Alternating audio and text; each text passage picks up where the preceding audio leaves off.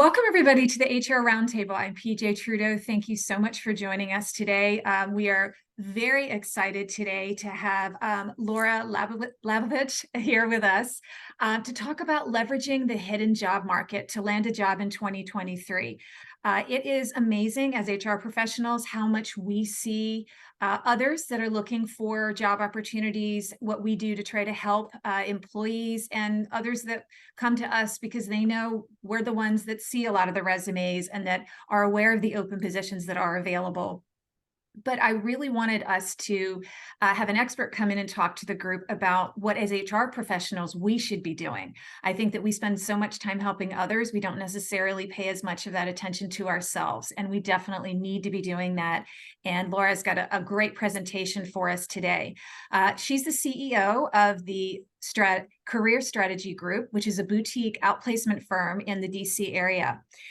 She is partnered with companies, nonprofits, and associations to help them nurture their workforce through the inclusion of innovative, flexible, and high-touch outplacement services and ROI-driven career training solutions. In addition, the Career Strategy Group has supported thousands of job seekers around the globe with career transition expertise to confidently manage their careers and land meaningful jobs that they love. In addition, through their popular adjunct career services brand, the Career Strategy Group provides fractional career services to overworked and short-staffed career centers at colleges and universities nationwide by providing just-in-time support with mock interview days, one-on-one student coaching, resume reviews, and more.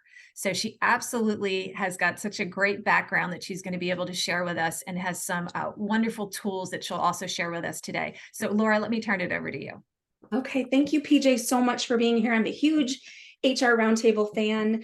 I love when I have a chance to come and see you all. And also just really thank you everyone for getting on the call today. I know as HR professionals, you are so busy. I was one, and I just really appreciate your time, and I'm going to do everything I can today to make this definitely time well spent, especially if you're in a job search or are about to embark on one.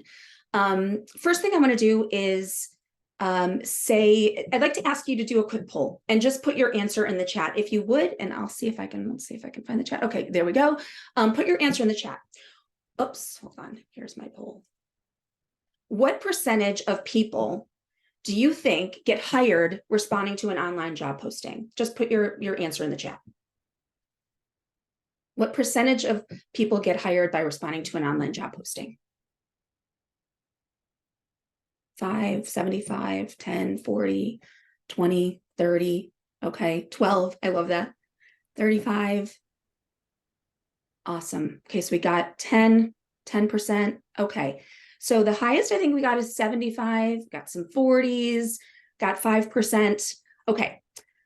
And now, what percentage of time does the average job seeker spend of the total amount of time that they could spend on their job search? So let's say they're doing a part-time search, that's like their full pie, 100%. What percentage of that time do you think they're spending applying to online job postings or responding to jobs, chasing jobs, going on LinkedIn, responding? What do you think? Put that in the chat. Okay, 75, 50, 50, 20, 75, 50. Okay, so the numbers are higher. Okay. Thank you for doing that. So this number is a little hard to quantify, I will be honest, but in career circles, and I've been looking for this data every single year. I think JobVite does some surveys that come kind of close to getting the data right, but it is really hard to ascertain an actual number. But in recruiting circles, in career coach circles, the number of people who get a job through an online job posting is somewhere between 3 and 5%. 3 and 5%. Unreal. Okay. And so whoever got 5%, I wish you're the winner, right? So thank you. And the amount of time that most people spend on average in their job search is on average 75%. I mean, doing online job posting. So we have a serious mismatch here, okay?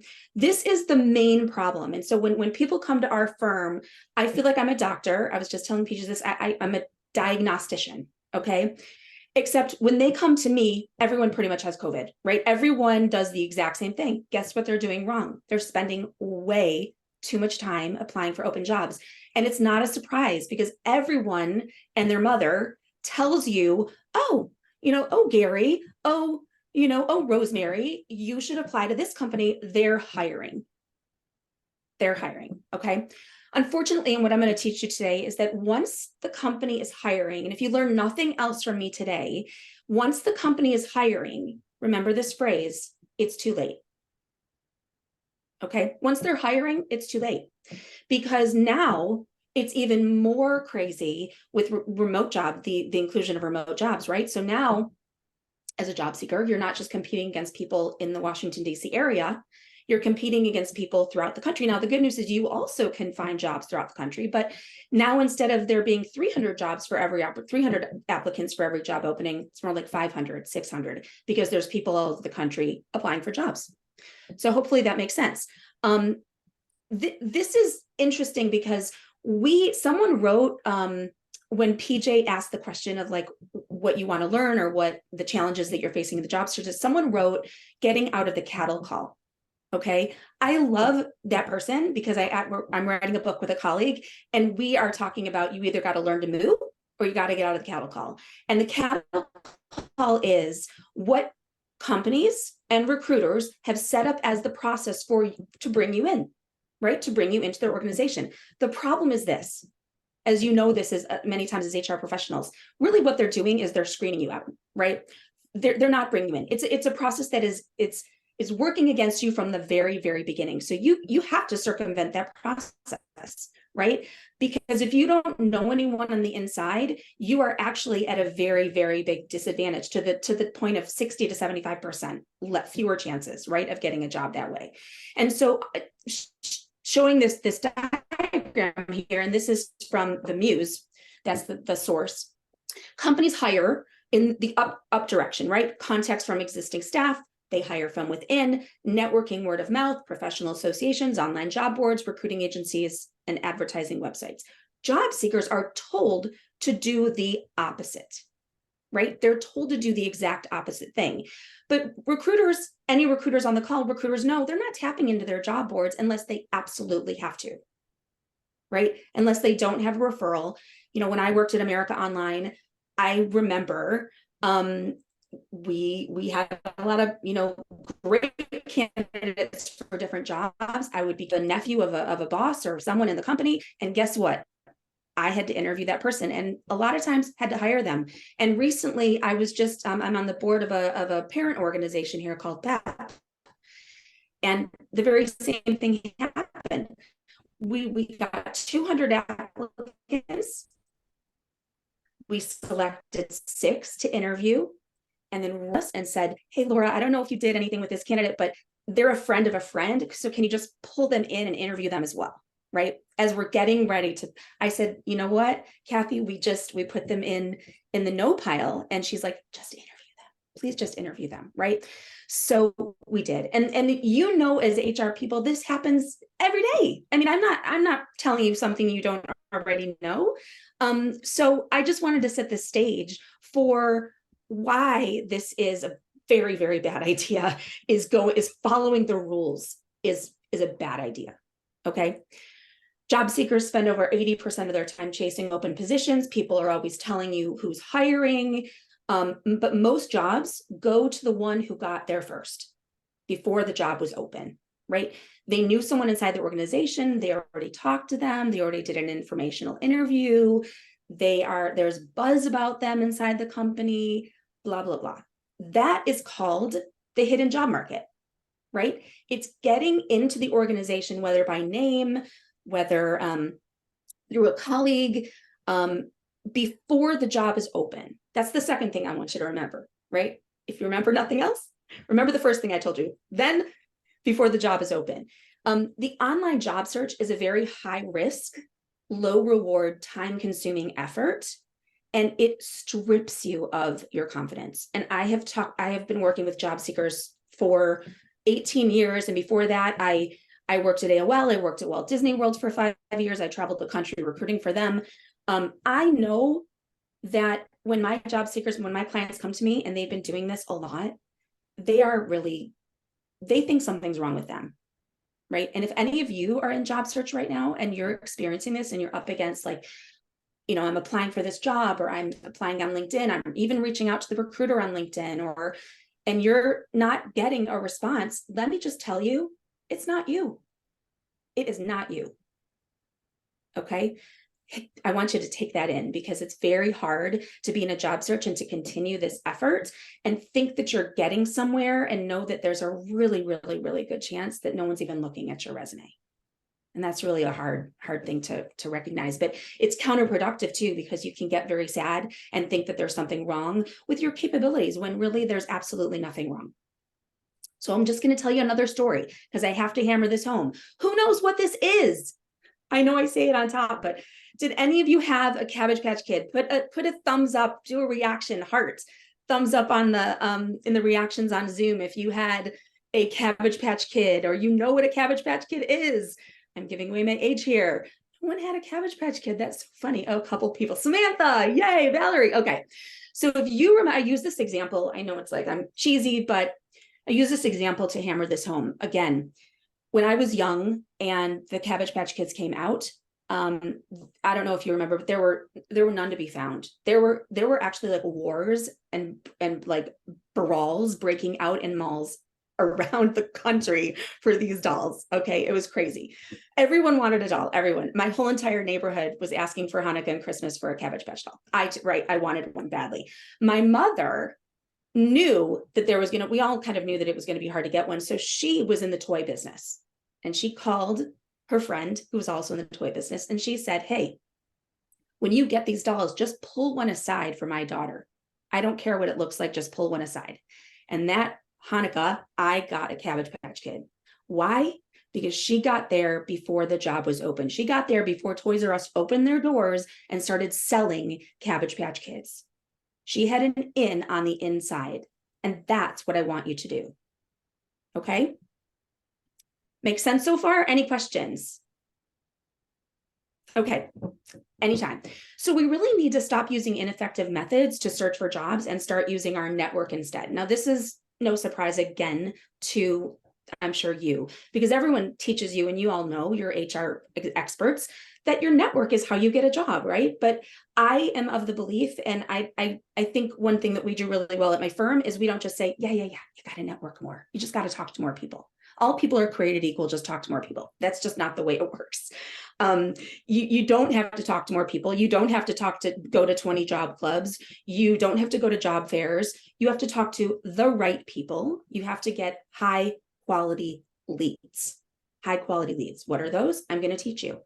And then again, I've already shared this, but 2 to 6 candidates get interviewed out of 250. So it's really, really important that you identify those companies and those people before the jobs are open.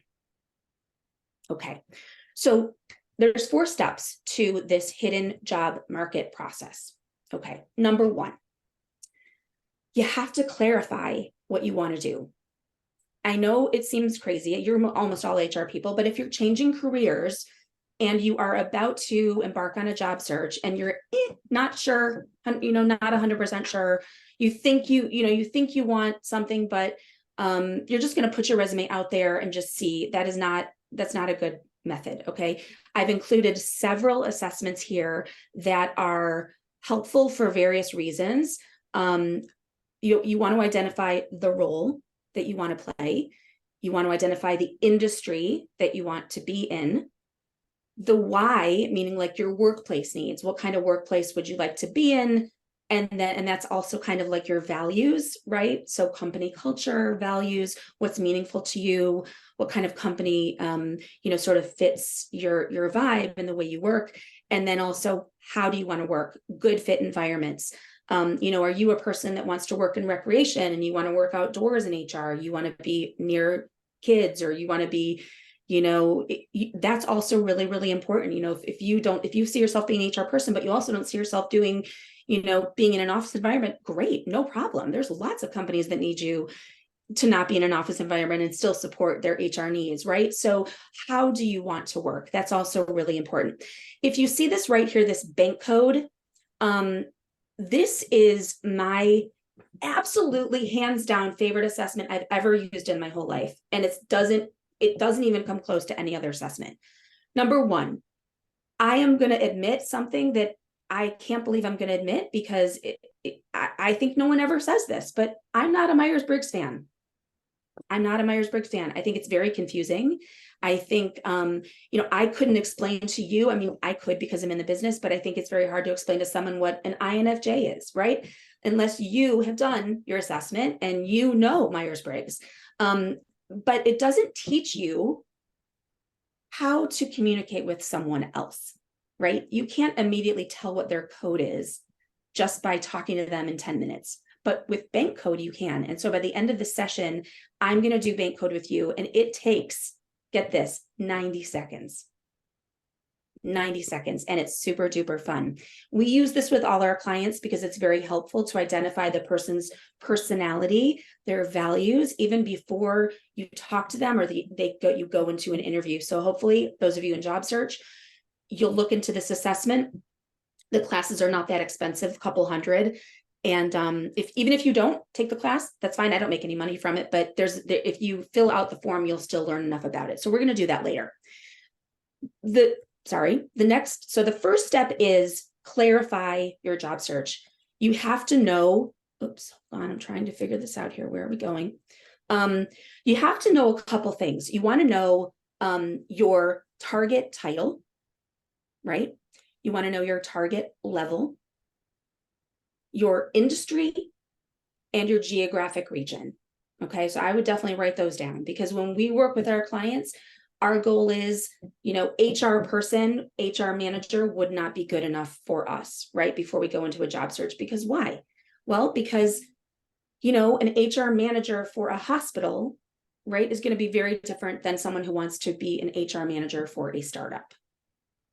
The culture would be very different. The vibe is going to be very different. Maybe in a startup, you're going to be working, all day, all night, right? You might be picking up different hats.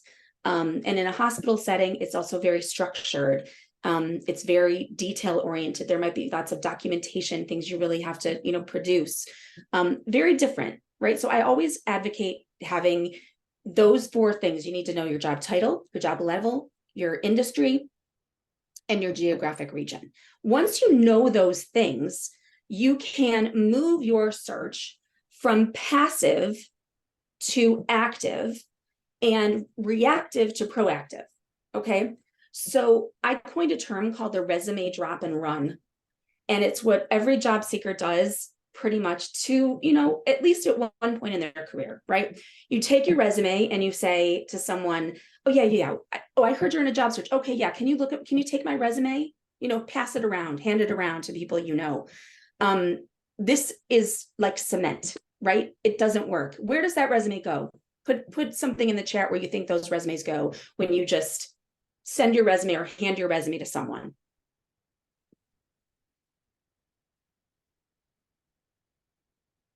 Trash. Woo! Rosemary. Yes. Black hole, stays in the inbox, Anthony, 100%. No one does anything with it. And then you're in a box. That's right. So you get the hang of it. So I really, one of my pieces of advice is we really have to pivot from the resume drop and run. We want to move away from ever sort of giving, I liken it to, giving your power, your power away, your job search power, when you're giving your resume away to someone, when there's something that you could actually be getting back.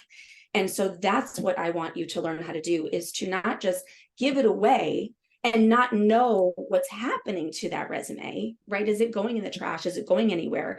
And then it's on you to go back to that person and say, hey, so-and-so, whatever happened with that resume. And then if they're your friend and they haven't done anything with it, ooh, that's bad, right? That makes them look really bad.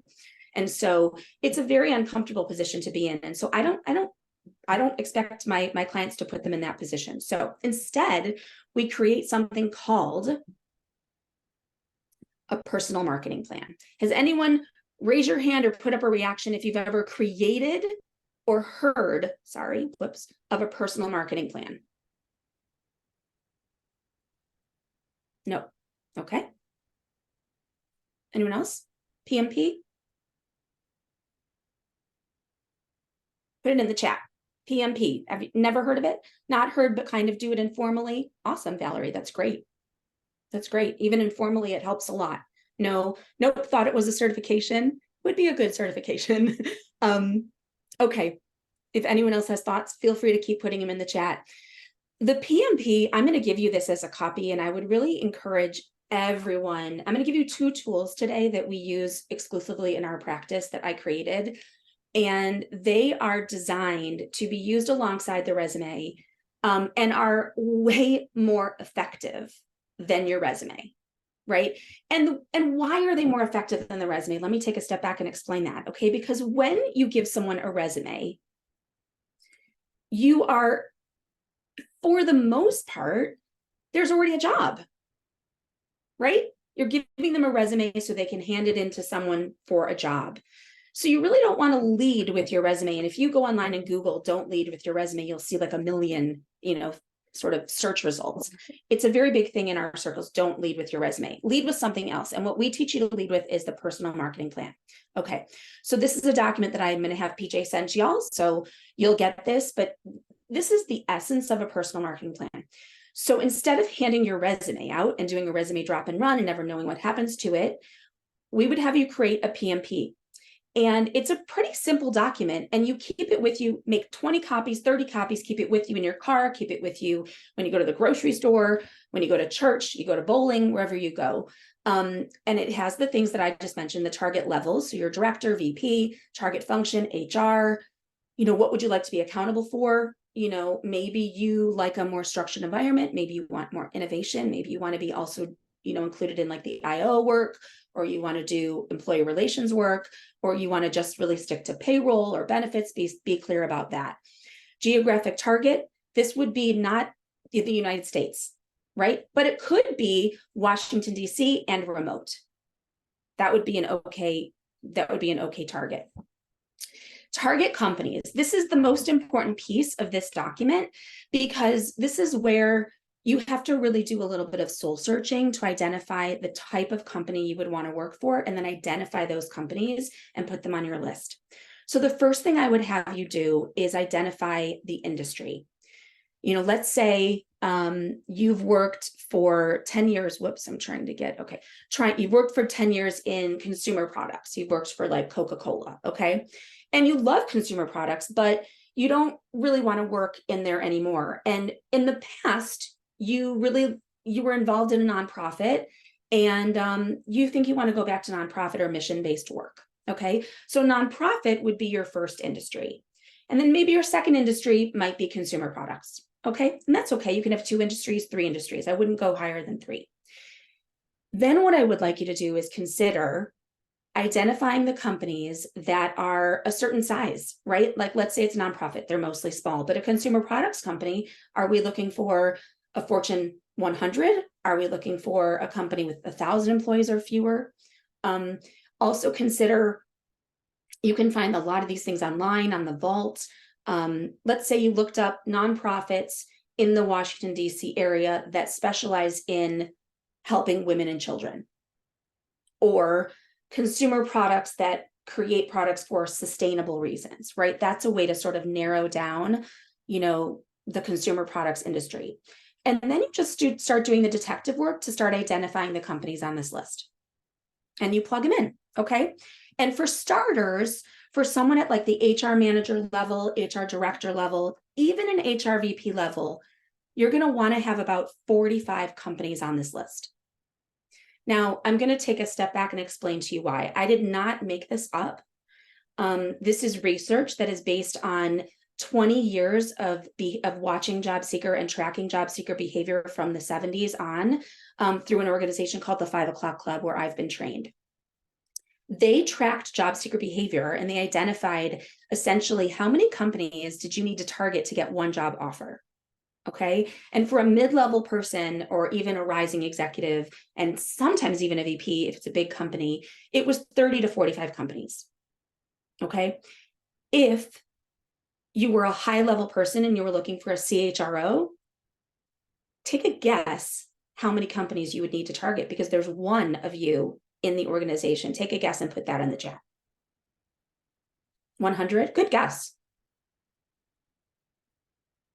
What else do you think? 75? Thank you, Ashley. Thank you, Tony. 200, 250. Awesome. Definitely going in the right direction. Okay. It's actually 200. It is 200. Rosemary, you're on fire today. I love it.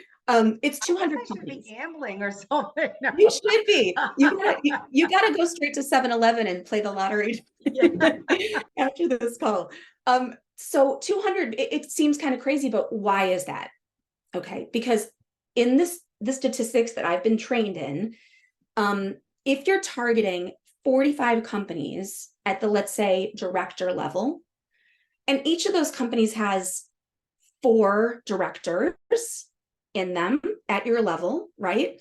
Then that's going to equal 200, butts in seats, right? If there's one CHRO for 200 companies, that's one butt in seat, 200 butts in seats. But if there's 4 directors in a company and you need 30 to 45 companies, that's going to equal 200 butts in seats. Are you following me? Okay. I'm not great at math, but I hope I'm explaining this right. So again, I did not make this up. This is based on very detailed, specific information, statistics gathered over 20 years. Okay.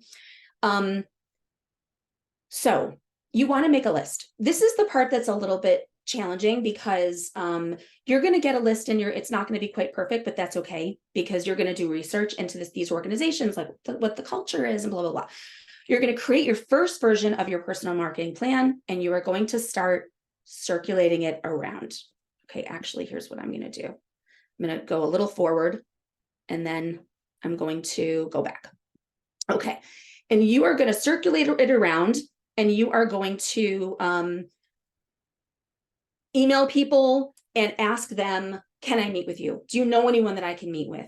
Okay, you're going to email your colleagues, your friends. They're called champions, but I'll explain that in a minute.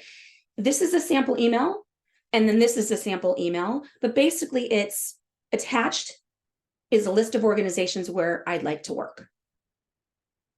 Would you be willing to take a look to see if your network overlaps with any of these organizations? If not, is there a nonprofit that's not on this list that you would recommend? And any names of individuals you feel that I should keep in contact with, I would really appreciate it. And the reason this is important is because you're very, very clear about what you want to do on there, right, on that form. So people can immediately see how they can help you. And the truth is, they want to help you. Your friends and colleagues really do want to help you, but when we give them the resume, they don't know how, right? We're kind of putting them at a disadvantage. And so when we just give them a tool like this email is very clear, right? The example of a position that excites me would be a VP of student life at a college or university. So on her list or his list would be American, Georgetown, George Washington. Okay. And who heads up VP of student life? Well, maybe it's the dean. Maybe it's the associate dean. We would probably need to do a little research on that. But then I would say, PJ, would you look at this list for me and tell me if you know anyone inside Georgetown or you know anyone at George Washington in the student life department? And you may say to me, no, I don't, but I know someone at American in engineering, or I know someone at a different school and that's okay. You just want to get into the organization and get some questions answered. And then when you're in, you have a meeting, 10 minutes, 15 minutes. Is there anyone else that you think that would be useful for me to contact inside your university? Okay, so you're getting in. This is what we call, being an insider, right? Insiders get hired. So you want to get inside the organization. So if someone recommends that you want to get a job at Discovery and a Discovery Channel, they know someone at Discovery totally outside of your industry, that's okay. Not in HR, totally fine. Talk to someone at Discovery and just find out what it's like to work there. How do they like it? What are trends? What's going on in the organization? Are you following me so far? Thumbs up? Awesome. Okay. So this is sort of the framework I tell people in terms of getting meetings, and often people will say getting informational interviews. I don't really call it an informational interview. I just say I'd like to get a meeting, and ideally we're looking for people. This isn't an ideal world. We're looking for people 1 or 2 levels above us. Okay. Now you may not know exactly who that is, but if you're an HR manager, you can take a guess that it's going to be either a senior HR manager, a director, or a VP, right? Sometimes senior managers manage managers. Sometimes they don't, depends on how flat the organization is. And that's something that you could maybe find out if you know anyone inside the organization. But if you don't, you're going to try to target someone at that level. So for example, I might say to PJ, I really would like to work at Save the Children. And I know that Save the Children is rather small, a nonprofit, and I would like to get a job as an HR manager there. So I'm probably looking at a director or VP as a contact.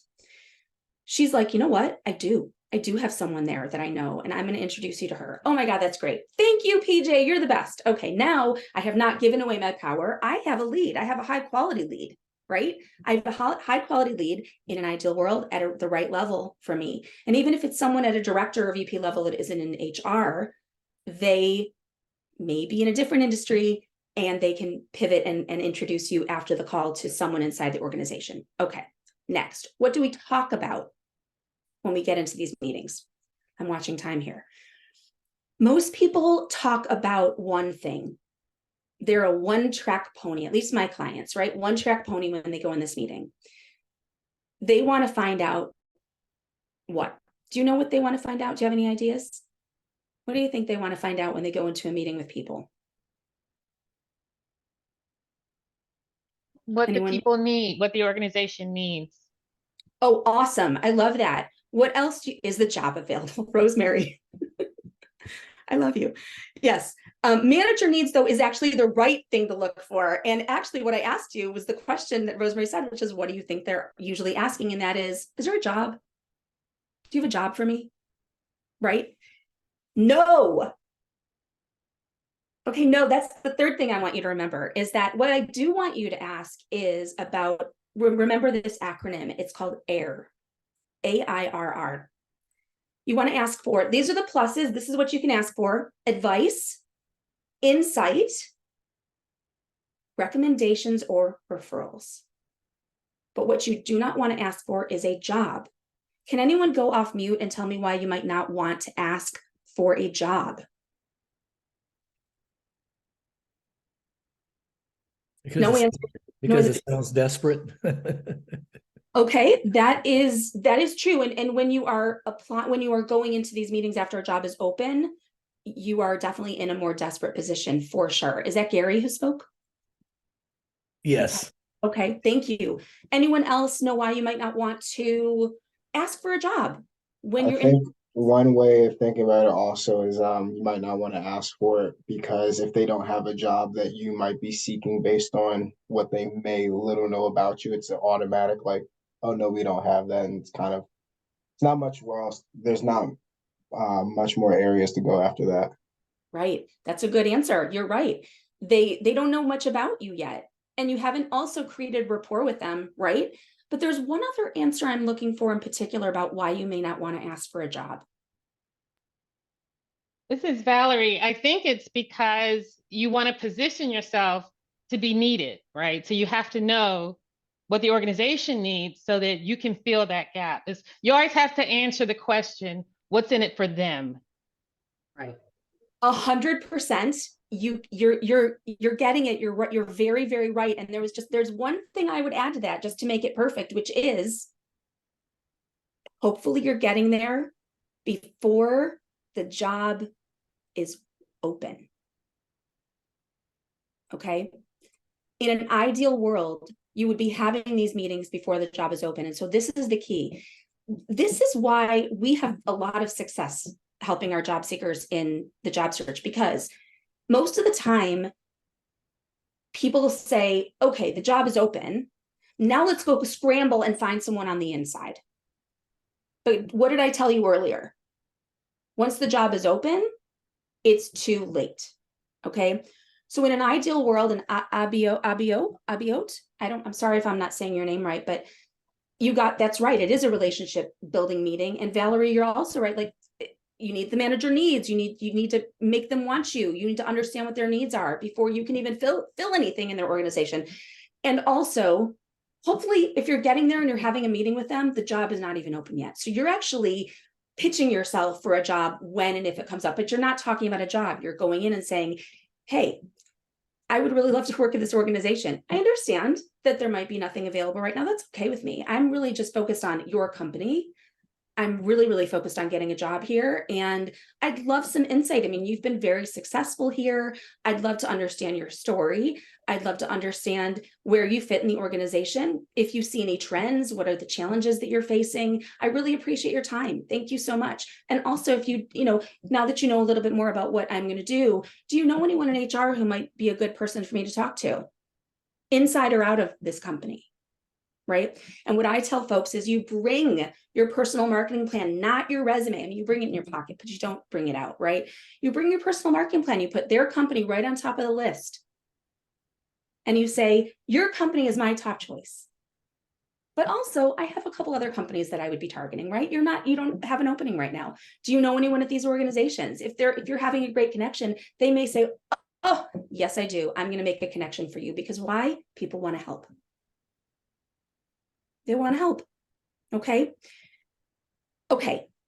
Next. Actually, let me go back. I'm doing this a little bit out of order. Okay. This is the other tool that I really want. Let's look at the time, 11:40. This is the other tool I really want you to use in your job search. And this is something that I created, and it is to assess at the beginning and the middle and the end of your search, the quality of your leads, the quality of your contacts. Okay. So you would just get a moment alone, put some paper down, take your pen, go on the computer, and start considering who do you know, right? Who are the people you know, and who are the people who could possibly help you? Okay. And when I say possibly help you, I mean, help you with anything, help you with introductions, help you with identifying companies that might be able to be a good fit for you. But the first thing is, I'm going to explain these real quick. There are 4 categories: champions, prospects, sponsors, and activators. Okay. Champions are the people that you kind of know in real life, right? They likely would not be the people that you know from HR Roundtable. Unless PJ and I are having dinner every Saturday night at, seasons 52, right? Which sounds like a really great idea, PJ. I would love that. But champions are going to be mostly your friends and your family. They're people that love you. They know you. They trust you. They may know you outside of your professional life. You're going to put them down on paper. In the beginning of your search, it will be weighted very heavily on the left-hand side and very light on the right-hand side. But as you go through your search, okay, those people on the left are going to move to the right, and I'm going to explain how you do that. So your champions, you want to put them down. The truth is, statistically, people we know in that way are not likely to get us a job. It's not the first connections typically that help us get a job. And when I say first connections, I really don't mean LinkedIn, because some of us have 10,000 first connections now. I mean like the people that we know and trust in our real lives. But they can help us get to people who would be our prospects, right? So they may not say, oh, yeah, I'm going to get you introduced to my company and pull you through. But they may say, you know what, I know someone, right, at an organization on your list, and I'm going to make an introduction. Prospects are people that are your second or third connections. You know them through someone, maybe a neighbor, a colleague, someone on the HR Roundtable. You may know them already, but they're not super, you don't maybe know their character, you don't know how they perform at work, but you like them, right? You have like a superficial knowledge of who they are, and you like them, and you would vouch for them. If they said, hey, could you make an introduction? You might say, sure. But they're learning about you. They're learning about your goals and objectives. So I would venture to say that if you've been coming to this HR Roundtable for a long time, a lot of the people on this call would be prospects. Okay. The most important people in your campaign, believe it or not, are not the activators, but they're the sponsors. They're most essential to the campaign. Why? Because sponsors are the people who will say to you, I want to help you get a job. I believe in you. I know what you can do. I love what you are able to offer. And if I had a job right now, I would hire you for it.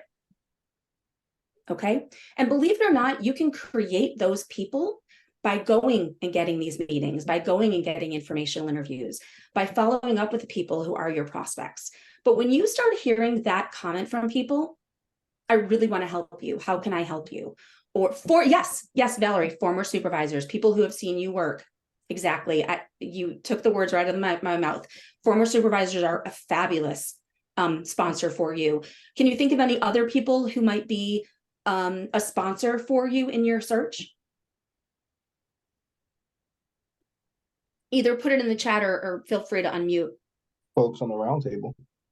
Yes, exactly. Folks on the roundtable. That's very right. I mean, you've been here a long time. A lot of these people, current colleagues, people on this roundtable, people that have seen you work, those are going to be people who are like, you know what? I know what you can do, and I really want to help you succeed. So when you hear the words, I really want to help you, I wish I had a job right now for you, they are a sponsor. Okay. Activators are real simple. Activators are when you actually have a real opportunity in the works. And the goal is to get 5 to 10 of those at all times, because statistically, 3 to 5 of those will fall away due to no fault of your own. Why? Position gets closed. There's a hiring freeze in the government. You know, there's lots of reasons why a position would fall away due to no fault of your own. So you constantly want to be moving the quality of your contacts from left to right. You want to look at this like every week. Okay, what can I do? Can I reach out more to the prospects? Can I help them in some way? Can I send them an article of interest? Can I cultivate those relationships better? Is there a new networking event I can go to? If there's 30 companies on my list, where are those companies speaking? Follow them, create a Google alert for them. If they are in an article, reach out to them. I saw you, quoted in an article. Wow, that was a really great article. I really appreciate it. Follow those companies. So there's lots of things that you could do to keep those moving from left to right. Are there any questions about this? Because this is really the most important tool that we use here at the Career Strategy Group. We use it every time we meet with our clients. We're looking at the PMP and we're looking at the networking engagement blueprint. Any questions about this tracking sheet? Could these roles overlap? Seems like they could. They definitely could. You're absolutely right. And you can put them in 2 categories if you wanted to. That would just probably, articulate how important they are, right? The importance of their connection to you. So yes, they could. Any other questions about this? I really want to make sure you get this, because this is also what I love about this tool, is that it is a visual representation of your job search working, right? It's working, even though you might not be landing a job. It's working because you're moving closer to an offer every single time. It goes from this way to this way. Okay. All right. Any other questions on that? We can get a copy of this, I guess. Okay. Yep. I'm sending this to everyone on the call. Okay. Right. You bet. Okay. Emails. Okay, so again, I just want to reiterate the importance of the 4 steps in the hidden job market, right? You have to prioritize career clarity. That's the most important thing in the beginning of your search. Soul search before the job search. Soul search before the job search. Make sure you know exactly what you want. You can explain it in terms that are very simple for people to understand and for people to be able to be your advocate. So I would like a job as a marketing manager in a manufacturing company in Northern Virginia that has 3,000 to 10,000 employees. Boom. Okay. And then let's say you can't find enough of those companies. Okay. Well, then you branch out a little bit. Maybe it's 1,000 to 10,000 employees. Maybe it's Northern Virginia and Maryland. Okay. But you want to have career clarity, that kind of career clarity. Then you want to stop applying online. I tell people to stop and then they don't stop, but I hope in the beginning you got the idea that If you get a job 3 to 5% of the time from an online job posting and you're spending 75% of your job search doing it, it's definitely a mismatch. So even if you reduce it by a lot and you apply to, 10 jobs a week instead of 30, or 5 jobs a week instead of 30, and you do this instead and you focus on getting meetings, you're going to have traction. You're going to transform your search. Creating a personal marketing plan, that's the very next step, to target companies and people instead of openings. Targeting companies and people, you want to ask about what companies do I want to be in and what people do I know? What companies should I ask people about? What people do they know? Instead of the question, who's hiring? Scratch that sentence off your list. Who's hiring? Once they're hiring, it's too late. Then you want to try to ask for interviews with people, meetings with people 1 or 2 levels above you in an ideal world. You don't have to get that, of course, but if I say, Rosemary, hey, I'm looking to get into this company. Ideally, I'm looking for someone who's like at the director level in HR. Do you know anyone like that? Or do you know anyone at the director of HR at any of these organizations? Or and then she might go, okay, well, yeah, I do know someone here. Great, yay, terrific. Get meetings, ask focused questions, ask for air, and do not ask for a job. That's the crux of the hidden job market search. I've been doing this for 18 years. It works amazing. Certainly there's more to it than this, but I have to be honest, this is like what we coach our clients on. I really wanted to give you a lot of meaty stuff. I really hate presenters that just give you high level stuff and not enough for you to actually make a difference in your job search. I hope that you will put these tools into place and that they will work, they will change things for you. I would love to hear from you if they do. I'm a member of the HR Roundtable. I was in HR for 10 years. That's my background until I pivoted to do this. So I do still consider myself an HR person. But I want to know that this works for you. So email me, laura@thecareerstrategygroup.com. I will send you the presentation. I will send you those tools, and I would love to hear how it's going. That's all I have for you today, 11:50. What questions can I answer? I have one. Okay. Go ahead, Ken. Okay. What are suggestions to increase responsiveness of people that I'm seeking information from? So I find, for example, on LinkedIn or other platforms that a limited number of people will be able to respond. They're too busy. They don't know me well enough. Who knows what it is? Yeah, that's a good question. You are going to definitely get no's, right? So I think you definitely have to you do have to prepare for that. I mean, there are going to be people who are too busy, they're not interested, but I think it's really in the pitch, right? Because if you position it as entirely that they're helping you, then it's like, what can you do for me? I imagine you're not doing this, but I'm just going to share it because maybe it's going to be helpful for, everyone. It's really about making that person feel good about where they are in their career also, right? So I see you've been very successful in this organization. You've made it to the director level, you've made it to the VP level. I'm very interested in one day joining this company. I know you are doing great things, and I know you don't have a lot of time, but I would be grateful if I could just have 15 minutes of your time. Right? And for the most part, if you position it like, I want to learn about you, I want to learn about the organization, and I really would love your advice or insight, most people will say yes. You will still definitely get no's, but you want to position it more as, not like how can they help us, right? This is very common, right? It's a very slight change in your pitch. Does that help? Yeah, the other quick comment I have is I have found, and this happened actually last Friday, that very busy people have very limited time to talk and schedule time. So I find I have to jump on it when they have the time. In some cases. Like 1:30 on Friday the 13th happened last week. I knew I had to schedule things around that. And what is the target that you're looking for? Like who is the 1 or 2 levels above you? Would be an executive director. I was a deputy director. Is this in the government? It was with the government, but it could be with a private organization. Okay. So I would also, while you're sending these emails, I would use your personal marketing plan to ask your friends for some warm leads, right?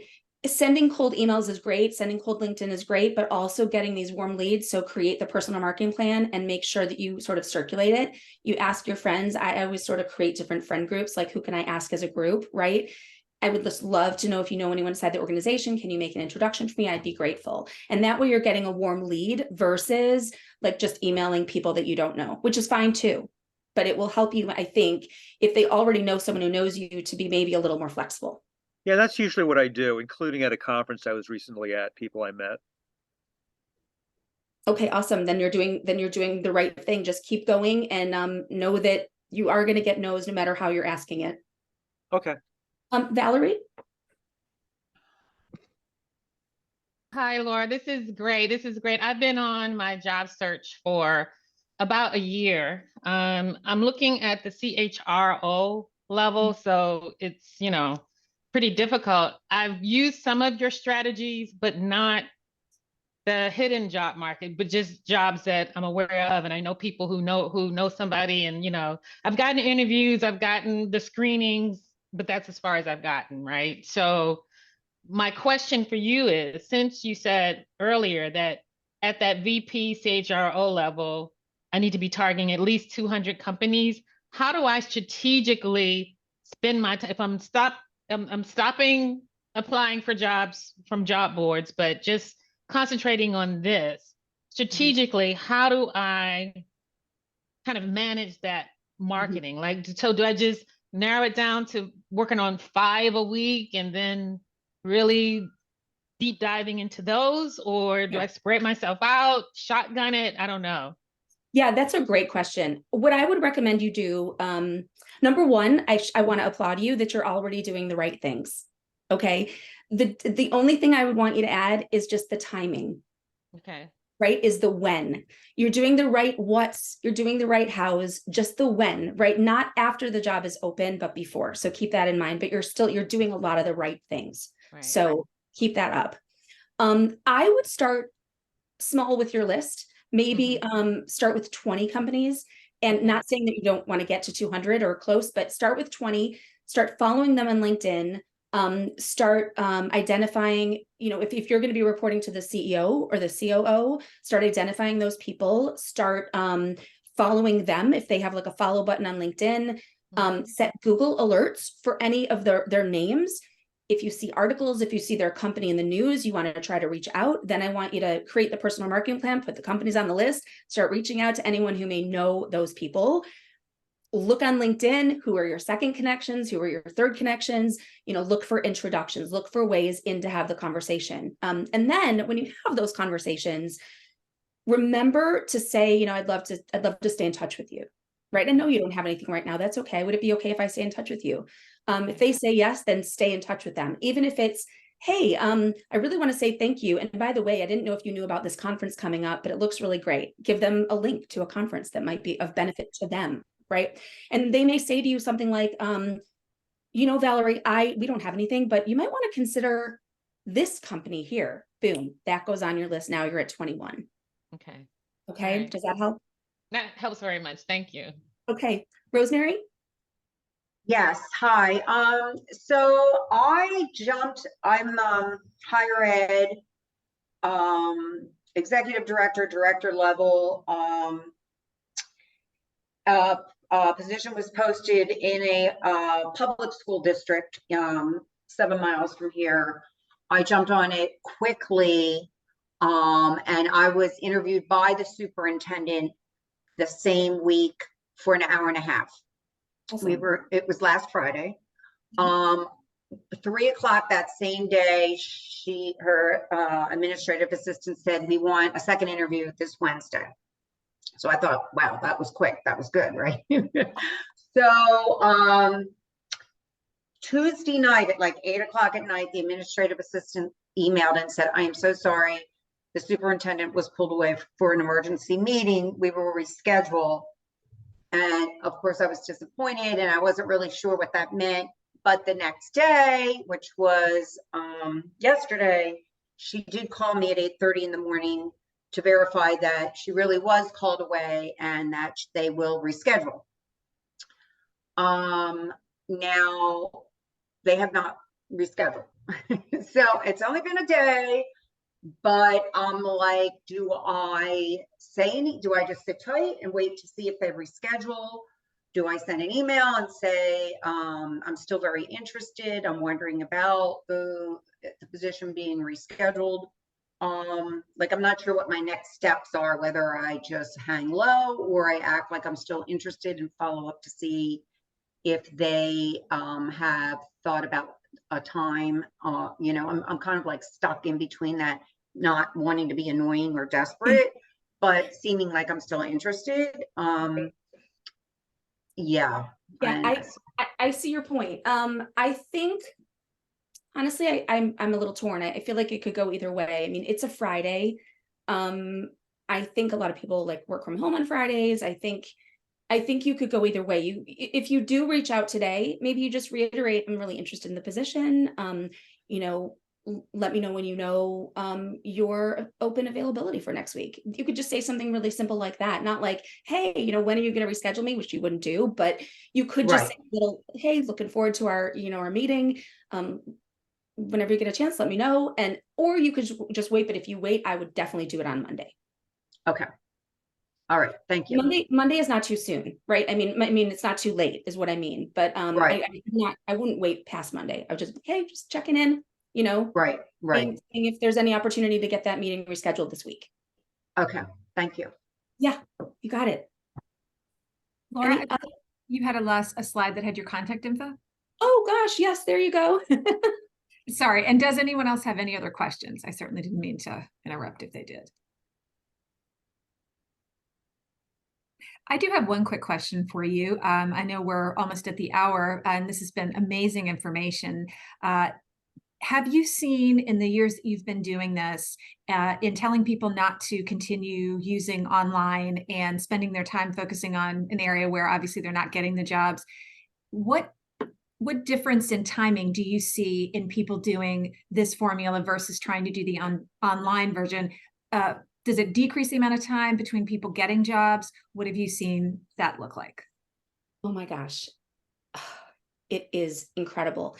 I will just show, you know what? Let me see if I can share. Well, I had a company, I'll just tell you this. I had a company that we worked with during COVID. It was August 2020. Pennsylvania-based company. I own an outplacement firm, so we work with 120 companies throughout the DC area and globally. But this was a company in Pennsylvania. They sent 30 folks to us that they were downsizing during the pandemic and the heart of the pandemic, right? We're talking like August 2020, right? People were freaked out, right? No one was hiring. No one knew what the heck to do. And their first instinct was apply online. So the first week, that's what all these folks did, and right, nothing was happening. 71% of those folks during the pandemic, the height of pandemic, and these were people at all levels, so it wasn't specific to one level, got hired within 3 months. 3 months. It was incredible. And the company was so thrilled. But what I'm seeing over 18 years, PJ, is that by using this method, we can accelerate someone's job search by 60 to 75% of the national average. And our clients see results just so much faster because they're taking the lion's share of their job search time, which is being spent behind a computer. And they are now using it to go make meetings with their target companies. I mean, it's just a huge, I liken it to, you know, being on a train that is a ghost train going to an empty station. No one's there, right? We have to triage immediately, get them on the right train, so they're going to a destination where they're gonna land, you know, somewhere they like. And it works almost immediately. I'm not saying they get a job almost immediately, but they see movement. And I think that's part of the challenge, right? Is that, you know, job search can be like a morning of parts, right? Because you are not seeing any, and it feels isolating. You don't see any movement. So seeing some movement is a success too, right? Just seeing that things are happening is a real success, and we can accelerate it by a lot. So I'll give you an example. If it's like, you know, a year for an executive, right? A high level executive could take 6 months, 8 months, still a while, because the trend that we're seeing right now is a lot of companies are doing a lot of interviews. Like they're doing a lot. Like even for a $50,000 job, they're doing 9 interviews. It's outrageous. I've never seen anything like it. But the movement is happening way, way faster when they get out of the hamster wheel and offline. I hope that answered your question. It absolutely did. Thank you so much. And thank you for all of the great information. Everybody, I will certainly be sharing in the summary. As Laura said, we'll share the slides and those great tools. Thank you again so much, Laura. We certainly appreciate you joining us today. I really appreciate your time, PJ. Thanks for letting me be your guest. Thank you. Thank you, everyone. Great to meet Thank you you. all. Bye. Thanks. Thanks, everybody. We appreciate you Great joining. Friday. Bye.